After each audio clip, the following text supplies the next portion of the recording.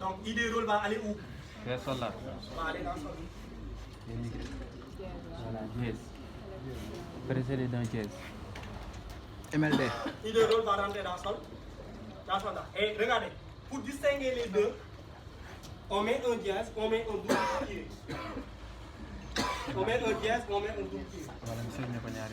Pour distinguer les deux. Donc, quand vous avez une relation, l'attribut qui a un seul trait représente l'ident. Celui qui a deux traits représente quoi? L'association.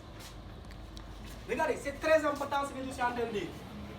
Pourquoi? Parce que regardez, pour pouvoir connaître, quand j'ai un soldat, je veux savoir son rôle, je dois passer par l'association. Mais cette association-là, elle est traduite comment? Elle est traduite par un attribut.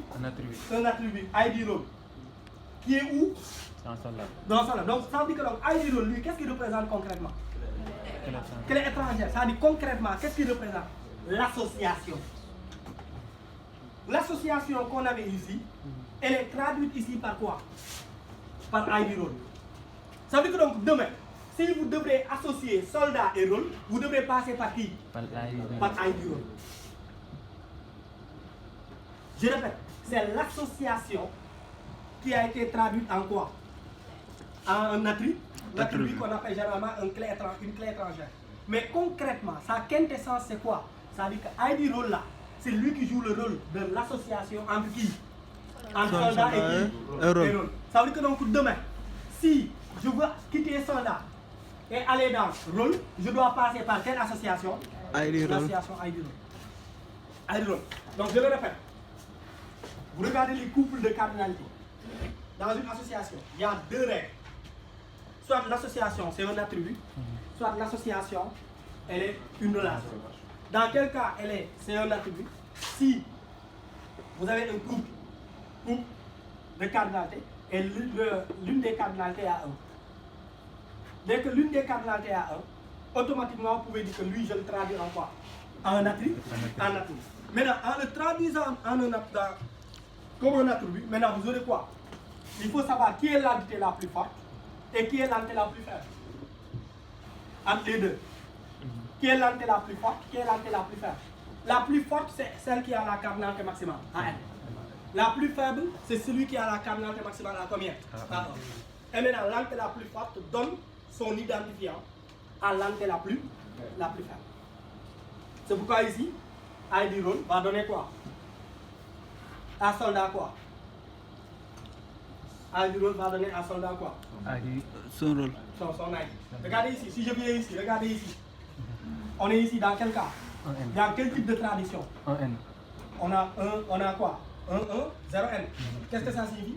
Cette association sera transformée comme quoi? En attribut. Et qui est l'entité la plus forte? Niveau. Qui est l'entité la plus faible? Obstacle. Qui donne à l'autre? Niveau qui donne à obstacle quoi? Son identité. Donc si on part dans obstacle, on doit avoir quoi là-bas? On doit avoir l'ID du niveau. L'ID du niveau. Maintenant, il nous reste quoi? Regardez, celui-là. On l'appelle passé. Maintenant, si vous regardez passé, regardez les coupes. Ici, vous n'avez pas deux coupes. Vous en avez combien? Vous avez 1, 2, 3, 4. Et regardez les coupes. L'ensemble des coupes sont à combien? Les couples, si vous regardez les cardinalités maximales, sont à combien? Donc, celui-là sera transformé en quoi? En une relation. Et la relation, vous lui donnez le nom que vous voulez. Nous, on lui donne quel nom? Passé. Et maintenant, dans le passé, qu'est-ce qu'on aura? Regardez, toutes les entités vont donner leur identifiant à l'association. Toutes les entités qui participent à l'association vont lui donner quoi? Leur identifiant. Donc ici, on aura quoi? On aura qui? Matricule de qui? Du soldat. Donc on va le mettre. Regardez, on va mettre matricule soldat. On aura quoi? ID de l'obstacle. On aura quoi? ID partout. L'ID partout. Est-ce que c'est fini? Non. Cette association-là, vous ne l'avez pas mis. Ça représente quoi? Le matricule de l'instructeur. Donc on va le mettre. On va mettre ici matricule instructeur. Donc vous voyez. Donc vous avez deux matricules. Ce matricule-là représente le matricule de qui? Du soldat. Ce matricule-là représente le matricule de qui? De l'instructeur. De l'instructeur. Donc on a un matricule instructeur. Matricule, intricule et matricule. Mais c'est l'association qui est là. Ça, on l'a défini depuis longtemps. On a dit que cette association-là, c'est le rôle soldat. Et cette association, c'est quel rôle? Le rôle On a dit que l'inspecteur. chaque association va donner son identifiant à qui? À passer. Donc lui, il va donner matricule. Cette association va donner encore le matricule.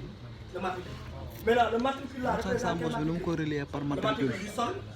Alors que le matricule là représente. On verra que les matricules, mais pas les noms. Le matricule de l'instant. Monsieur. Oui. Lors de la création de la table, Lors de la création de la table, donc on met deux matricules. je te pose la question, lorsqu'on crée la table, on met deux matricules. Vraiment, oui. Monsieur. Vraiment, oui aussi. Monsieur. Monsieur. Monsieur. Monsieur, oui, on a enregistré. Est-ce que les noms duquel étranger et duquel primaire peuvent différer? Ou bien forcément on a les mêmes noms. Les noms là, ça Oui. dépend de toi. Ok, merci. Les noms là, ça dépend de comment tu comprends. Si tu voulais ici, le matricule là, tu pouvais l'appeler A. Ce matricule obstacle, au lieu de l'appeler ID obstacle, tu l'appelles B. Ça, tu l'appelles C. Mais c'est à toi demain, quand tu vas écrire tes requêtes là, de savoir que A, celle-là, c'est le matricule. Ok. Donc, c'est pas obligé qu'ils portent le même nom. Merci. Mais on le fait généralement pour que demain, dans l'évolution, pour que demain, quand tu vois ici matricule, et que tu reviennes ici, tu vois matricule, que tu puisses savoir que c'est la même chose. Quoi. Mais c'est pas tenu que la clé primaire porte le même nom, du moins la clé étrangère porte le même nom que la clé primaire. C'est pas obligé. Ok. Oui, madame. Ah, je répondais à ta question. Donc on ne peut pas avoir deux clés primaires. Regarde ici. Est-ce que tu as vu ici deux clés primaires? Non. Dans la table passée, est-ce que tu as vu là-bas deux clés primaires? Matricule soldat, matricule Est-ce que c'est des clés primaires? Non, non, c'est qu'elle est étrangère. Non, non, c'est des clés étrangères. Donc ta question, j'ai répondu à ça. Bon, monsieur. Mon problème, c'est qu'en enregistrant le soldat, on va créer un matricule pour le soldat simple et un matricule pour le soldat instructeur. Non, non. Est-ce que l'enregistrement du soldat Oui. a quelque chose à voir avec passé? Non. Nous, ce qu'on est en train de dire, c'est passé. Hein? Un soldat, c'est un soldat. Mais c'est suivant son rôle qu'on saura quoi. Est-ce qu'il est Instructeur, ou il est quoi? soldat, participant. Ça n'a rien à voir ici. Ici, c'est une association qui dit quoi? Pour passer un examen, il faut avoir le soldat, avoir l'obstacle, avoir le parcours, avoir l'instructeur et avoir quoi? Le temps, date et le temps. Ça n'a aucun impact ici. Un soldat, c'est un soldat. À partir du rôle, on peut savoir maintenant si c'est un participant ou c'est un. Voilà.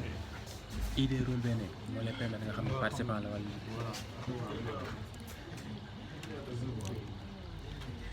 Parce que c'est des rôles. C'est des rôles. Le soldat peut jouer le rôle de participant ou il peut jouer le rôle de quoi? D'instructeur. Et dans le passage, on doit savoir quel est le soldat qui est passé et qui l'a évalué. Maintenant, on va mettre les deux, c'est les soldats, on va mettre matricule. Maintenant, ce qui est interdit, c'est d'avoir ici matricule et matricule encore. Mais c'est normal.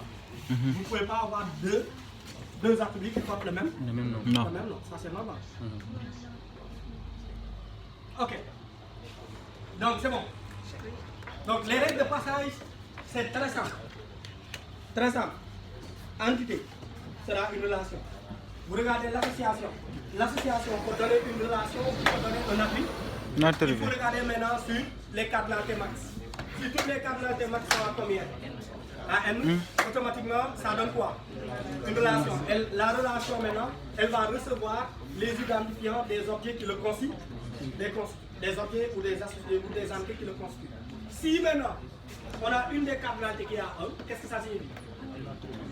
On a un attribut. Maintenant, si on a un attribut maintenant, qu'est-ce qui se passe? Migration de clé. La migration, comment elle se fait? Le plus faible reçoit l'identifiant du plus fort. Le plus fort, c'est celui qui a la carte maximale à l'aise. Maintenant, ce que je dis, c'est général. Hein? Il y a des cas spécifiques. Mais ça, on va y revenir. On va revenir. Dans ces détails. Oui? J'ai remarqué ici que les entités, lorsqu'on les On les a soumis.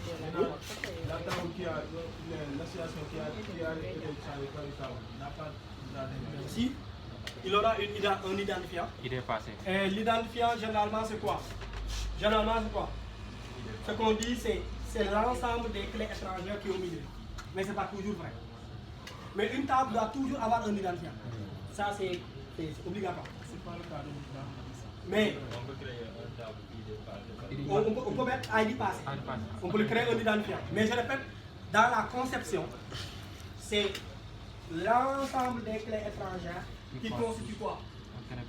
Comme dit la clé privée. Mais elle n'est pas obligatoire. Ce qu'on dit là, ce n'est pas obligatoire.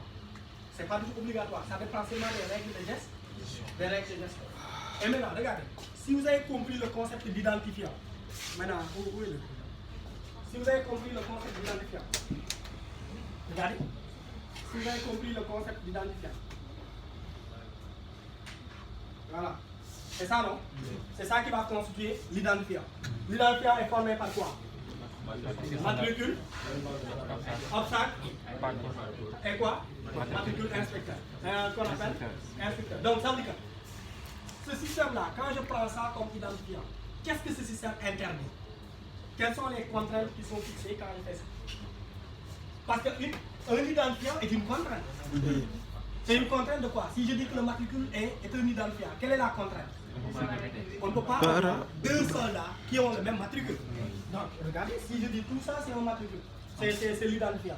On peut avoir deux soldats qui ont la même matricule, même idée obstacle, même idée parcours et même matricule instructeur. Concrètement, qu'est-ce que ça signifie? Tout est unique. C'est-à-dire qu'on ne peut pas avoir deux passages identiques dans un même parcours évalués par le même instructeur. Ok. C'est ça que ça signifie. Ça veut dire que dans un parcours, un soldat ne peut pas passer l'obstacle deux fois avec le même Instructeur. et avec le même instructeur. C'est ça que ça interdit.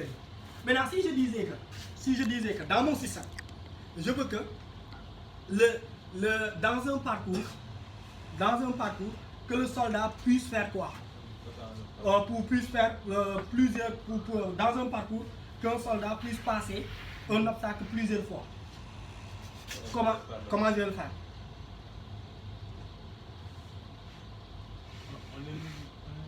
Je veux, dans un parcours, qu'un soldat puisse passer un obstacle, qu'il ait la possibilité de passer un obstacle plusieurs fois.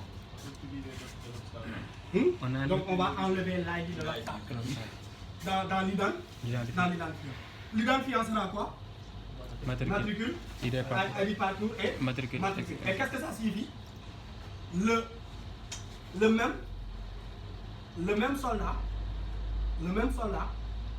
dans un même parcours, ne peut pas être évalué par le même Instructeur. Ça veut dire que là, ça fixe encore une contrainte.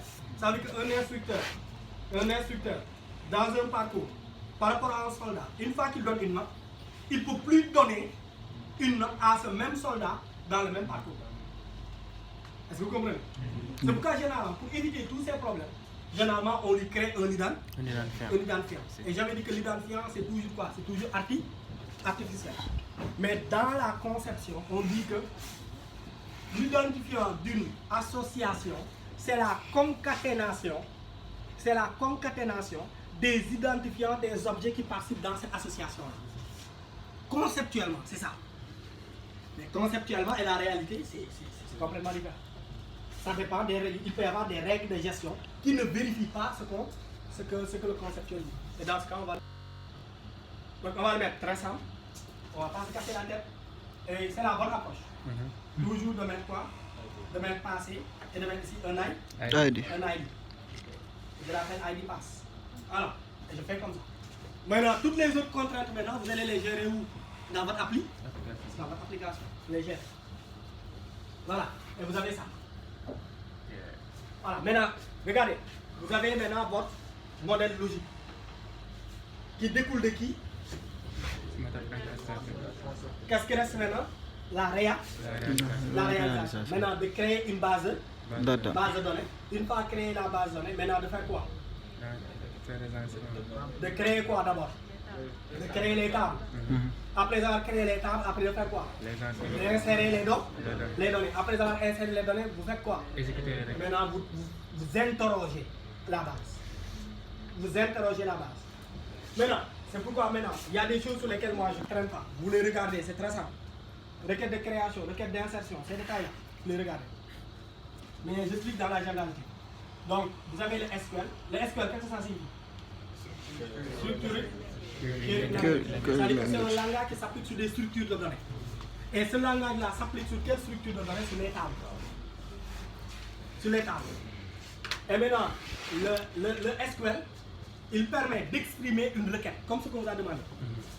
C'est-à-dire que c'est un langage qui est très naturel. Il est très proche du langage courant. Il permet d'exprimer une requête, une demande, au niveau de la base de données. Maintenant, la requête-là, elle ne sera valide. Vous ne pourrez l'écrire que si, dans la conception, vous avez pris en charge ça. C'est-à-dire qu'on ne crée pas une base de données. À la fin, on regarde les questions à poser. C'est lors de la création, lors de la conception, qu'on intègre les questions. Pour pouvoir y anticiper. Est-ce que vous comprenez ce que ça veut dire? On ne conceptualise pas pour après maintenant dire non, moi c'est ça que je recherche. Mais dans le processus de conception, on intègre les questions qui sont demandées. Parce qu'à la fin, quand on évalue votre base de données, on va l'évaluer sur les questions qui ont été posées. Donc ça veut dire que dès la conception, il faut le faire. C'est pourquoi dès qu'on vous donne un processus, mais il faut regarder, il faut demander qu'est-ce que vous voulez. Il va vous dire non, moi je veux telle chose, je veux que le système affiche telle chose, le système affiche telle chose. Et quand vous concevez, vous allez prendre en charge ces détails-là. Parce que l'aboutissement, c'est ça. Vous pouvez bien faire votre modélisation, votre modèle logique de données. Ça, le client ne le voit pas. Le client, qu'est-ce qu'il voit? Il tape sur une requête, il voit le résultat. Il va avoir la liste des soldats, qu'on lui affiche la liste des soldats. La liste des soldats qui ont réussi le parcours, qu'on puisse lui afficher ça. Mais comment vous avez fait pour afficher ça, ce n'est pas son problème. Ça veut dire que donc, vous avez fait une bonne modélisation et que vous ne répondez pas aux questions qui sont demandées, vous n'avez pas fait une bonne modélisation. Parce que le client, c'est ça qu'il voit. Les requêtes qu'il tape sur la base de données et les réponses que le système lui donne. C'est pourquoi je dis que dans l'étude, on prend en charge tous ces détails. Avant même de commencer, il faut savoir comment le processus marche, mais il faut savoir qu'est-ce qu'on attend de vous. Et ce qu'on attend de vous, c'est ce qui va dicter la manière dont vous allez concevoir.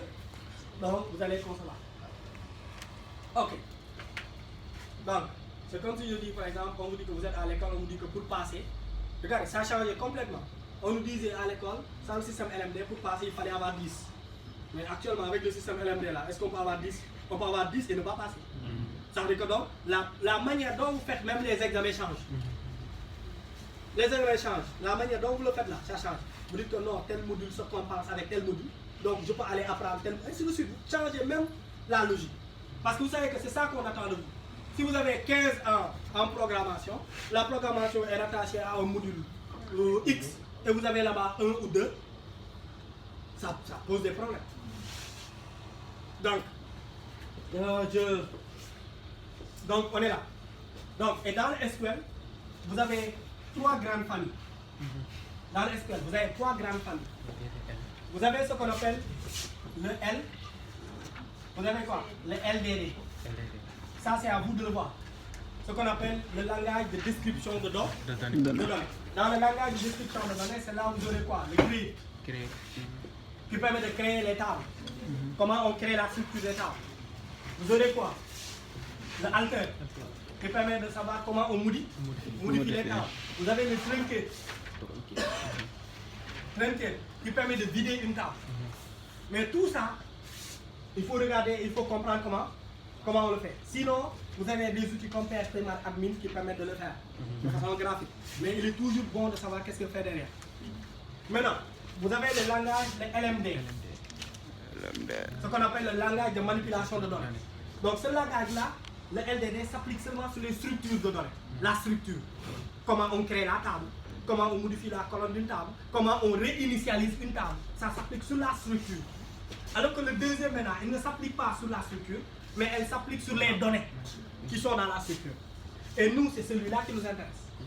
Et maintenant, à l'intérieur maintenant, vous avez le insert, qui permet de dire comment on insère une donnée dans une table. Vous avez quoi? Le select. Le quoi? Select. Vous avez le select qui permet d'interroger. Vous avez quoi? Update. Le Update. Delete. Et vous avez le delete. Et ça ne s'applique pas sur la structure de la table, mais elle s'applique sur les données qui sont dans la table. Et là, vous avez insert, select, update et delete. Insert pour insérer, select pour interroger, récupérer les données, update pour modifier les données et delete pour supprimer les données. les données. Donc tout ça, c'est sur les données. Alors que là, c'est sur la structure de la table. Ça, c'est créer une table, modifier une colonne d'une table et éventuellement faire vider une table. Et maintenant, vous avez ce qu'on appelle les transacts, le langage, les TCI. Les langages de quoi? De transaction. Les transactions, c'est quoi? C'est quand vous voulez créer un utilisateur de la base de données. Quand vous voulez donner des droits sur la base de données.